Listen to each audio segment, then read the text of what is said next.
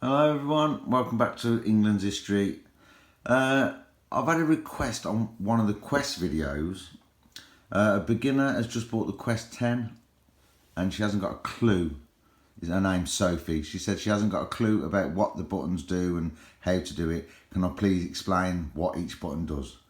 So this video is just about what each button does on the Quest. This is the Quest 10, it's slightly different on the Quest 5. So, right then.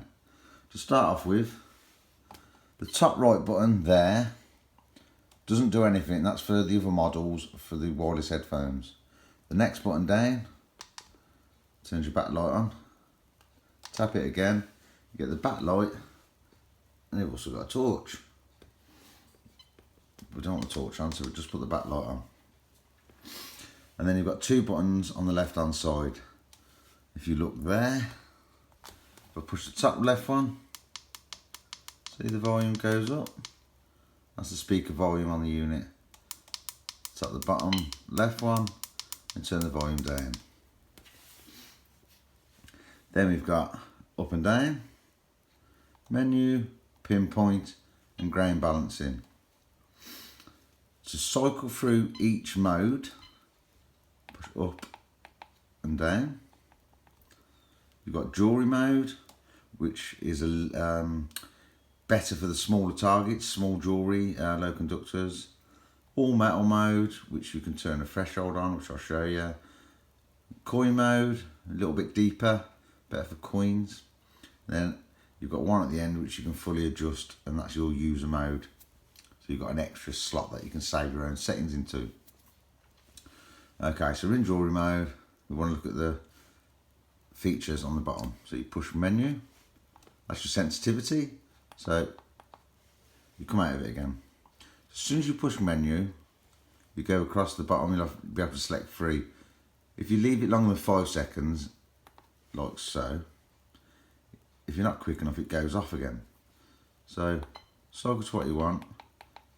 The first one is your sensitivity. Always run that as high as you can without it doing this. So sensitivity, turn it all the way up. If you have it too high, it's going to do that. Just turn the volume up.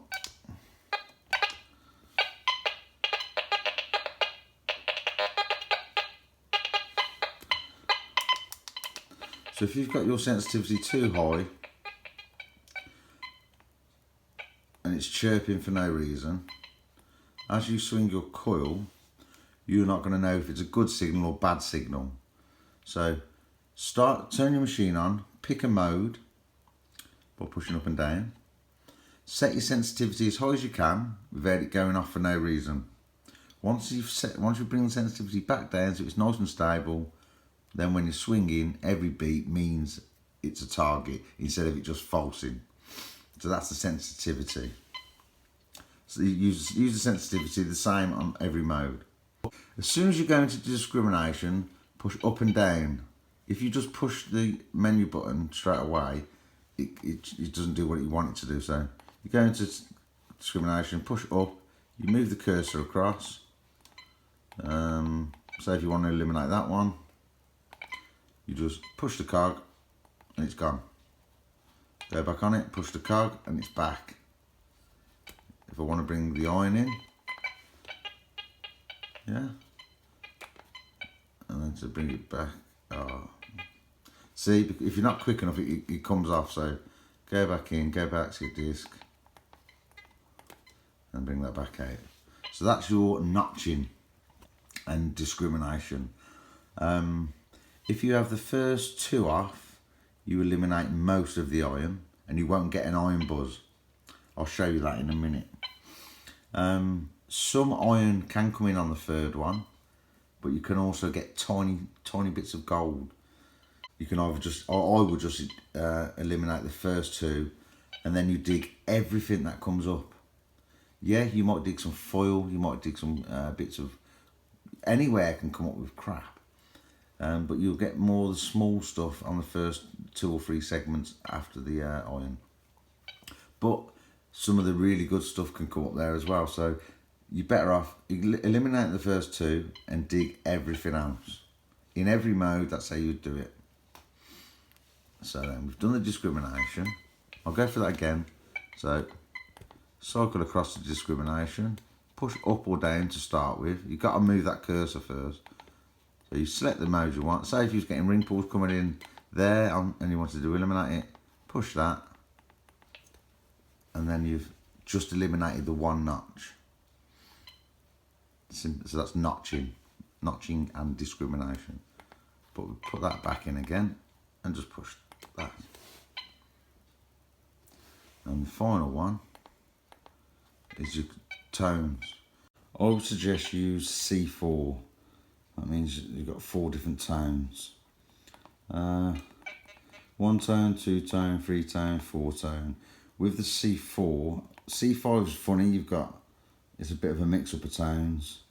And C6, it's as the it gets a bit complicated. As the conductivity of the target rises, the pitch of the signal rises. So a low conductor gives you a low tone, a mid conductor gives you a mid tone, but it goes up on a scale.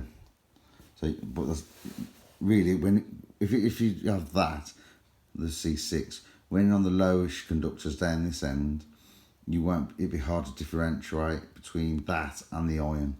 So I would suggest use C4. I'll show you now what it sounds like.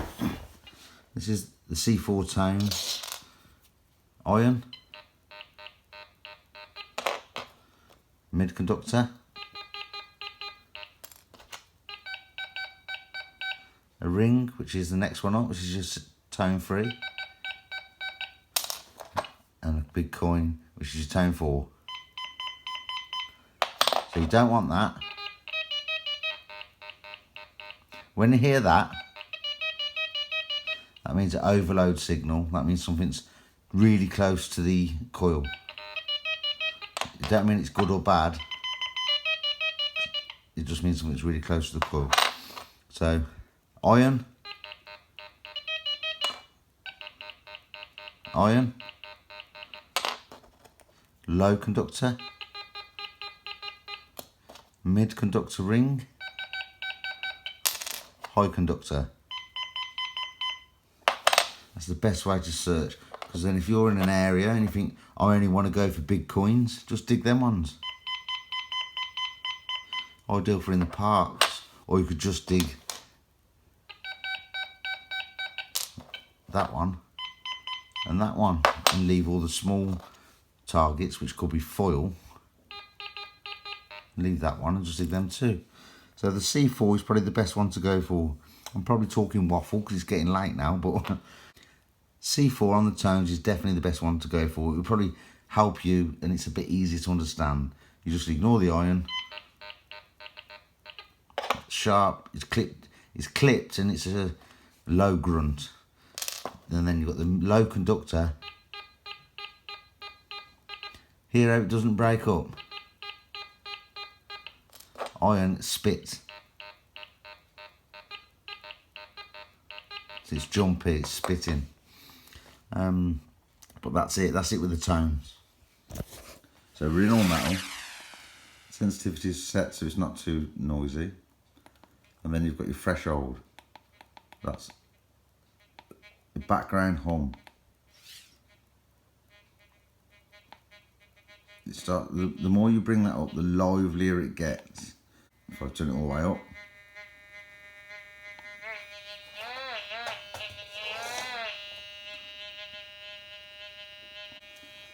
And with the threshold all the way up, you've got more chance of hearing the little tiny targets at depth.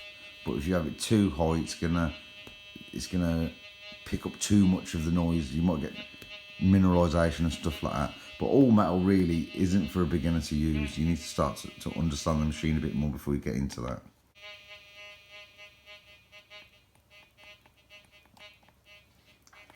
Well, that's the only settings in all metal is sensitivity and your threshold. Once you've set the settings, it automatically saves in it, so you can turn the machine off. When you turn it back on, your last settings will still be stored in there. What does everything mean on the screen? That's your battery life. That's your bars of discrimination. That's your target ID. That's your sensitivity, 1, 2, 3, 4. And then you've got your depth gauge, which goes 2, 4, 6, 7. But with this machine, you will get targets over 7 inches. You'll get 12 to 14 inches on big coins. It's very impressive. And obviously at the top there is your volume. Very loud machine. So that is everything, all the buttons you need to know on the Quest 10. I hope that helps, Sophie. Happy hunting, mate. Ta-da.